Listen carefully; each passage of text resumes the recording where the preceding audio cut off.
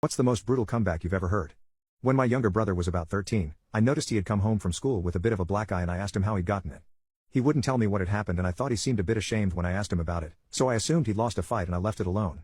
A few weeks later, I heard what had happened from one of his friends who witnessed the event. There was a kid named Joe who went to school with my brother who he'd known since he'd started primary school at about 5 or 6 years old.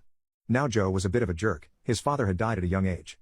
I suspect this was why Joe was always quick to fly off the handle and had a hard time fitting in.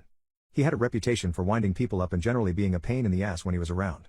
My mom was friends with his mom, and I knew that Joe was usually a good kid at home, but acted out because he lacked support, and I know he still took his dad's death pretty hard. He would run his mouth about anything or anyone that he wanted to, but he usually wouldn't resort to actual violence.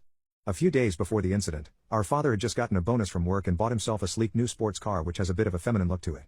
Joe had decided to choose this as his ammo for having a laugh at my brother's expense on the bus ride home. Joe said, "Hey, does your dad do his nails and style his hair? He's driving a girl's car." My brother replied with, "What does your dad drive, a coffin?" When I asked my brother about why he lost the fight, he told me he was so ashamed after he said it that he just took the beating out of guilt.